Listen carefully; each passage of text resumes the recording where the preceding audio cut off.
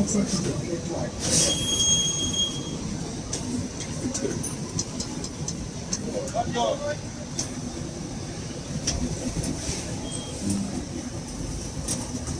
Exit through the rear.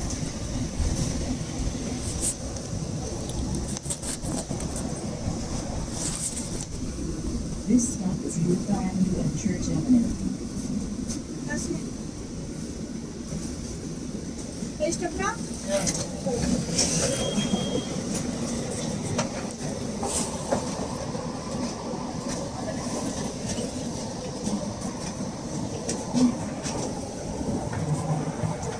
Thank you. Have a good day. Sometimes some of these homeless people, you gotta keep them on the bus. Yeah, I know. The way how they do smell, I it know, was it's so terrible. bad, man. Sorry.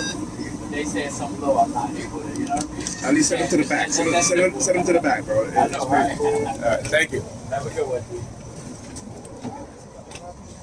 Yeah, so here they go again. The use of the homeless person to, engage in their coercive threats. So the guy gets on the bus and the homeless guy gets on after him, and the guy was like, "Yo, man, you following me? You this and that, this and that." It was like a whole scheme, a whole skit, I should say, that they try to do, right? A whole damn skit. And I talk about this stuff. They were very smart this time, but I was even smarter. So what they did was that instead of the homeless guy getting off on this stop that I usually get off on, because that's what they will usually do, he gets off at the other stop, the other bus stop, and I have to record it, right? So to show you guys, because I'll talk about it. You guys go, people are gonna be like, nah, this and that. They're gonna doubt. This way they can't doubt. This way, they see and understand exactly what it is that they're doing.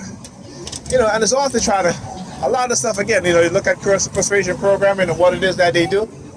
And like I talk about, this is state-sponsored terrorism, right? This is the use of predator law enforcement to engage in a cover-up, and also harassment, illegal surveillance, and these predator police department and predator cops, they engage in all kind of shenanigans, all kind of criminal activities against the public, right?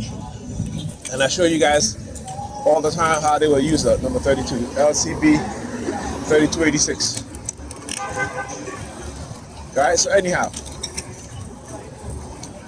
then on top of that, I'm on the bus and I'm, reading a couple of articles.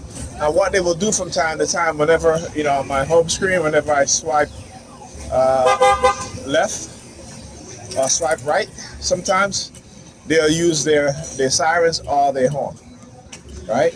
And again, it's been done and this is every single time, like, I swipe left to read an article, I go back to my home screen, I swipe right, then I go back, I swipe left, then they start using the sirens or the car horn.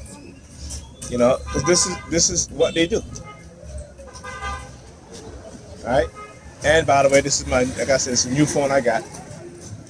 And they have already hacked into it, and I didn't, only thing I did was connect it to my computer, so and it probably happened doing an update too, a security update. I had a security update done, so this is probably what they do. But at least I got 3 times the storage space, so they can't we'll see, right? Because like I said, my videos altogether don't usually take up anything more than about a couple of gigabytes. I would say probably maybe if I say throughout the day, going back and forth, right? The most my videos put together would take up is about probably 15 gigabytes. Okay, that's it. But I have over 400 gigabytes of storage space, so this is more than adequate enough that they cannot. I shouldn't say they cannot, but it will be very interesting to see if they store shit on my phone to take up the majority of the storage space I have on my phone, because it's a lot. Shit, 100 gigabytes is a lot. I could have gotten a phone that was 256 gigabyte, but they didn't have that one on sale, right? And and I got this phone because again, it's only $60. It was an upgrade from my uh, Samsung S21. Right, this is I have the Motorola Edge Plus 2023. So slightly bigger screen, better processor. Heck of a lot more storage space. The camera it's okay. It's not as good as the Samsung, even my S21. Right, but it's adequate. It is adequate. And this is the thing that I talk about. Particularly over the years, how they would all of a sudden I'll go to my phone and I'll only have like a few gigabytes of storage space. And I'm like, what the heck is going on? Because before I used to have at least over 60 gigabytes of storage space. All right, and so and it has a bigger battery, and it has a bigger battery, right? So again, they can, like I said, I'll adapt and they'll adapt. It has a 50 megapixel camera, so usually when what I've noticed also is that in every phone I have since I've been to TI, when the camera on the phone gets better, what they'll do at times is that certain perps that they're sent to target me, they will stay very far away, very, very far away. And so, the zoom on this is incredible too. The zoom on this phone is incredible. But anyhow, look.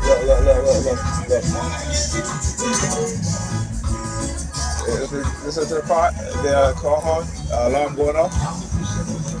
This is another form of noise campaign. And it went off as soon as the song came on too. Alright? So when you, as a TI, you get to understand and notice these things.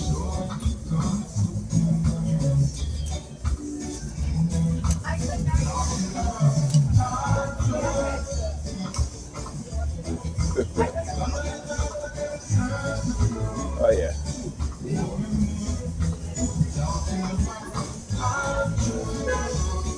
Like I said, you can always tell when they're trying to use these young women to target me. The shit that they do. Alright? The shit that they do. Look at it. Look at it, look at it, look at it.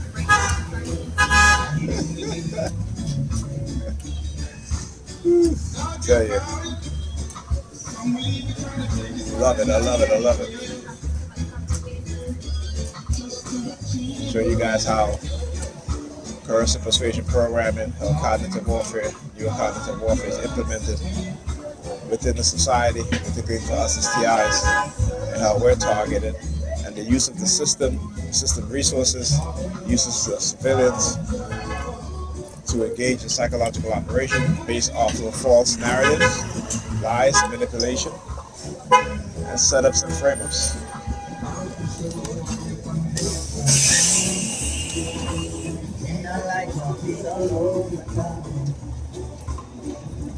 Okay.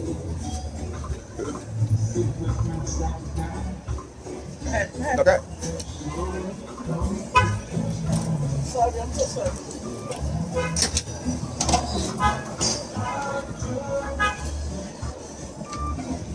Alright, you can get a seat. If I go and you ain't gonna get still gonna not give you a seat.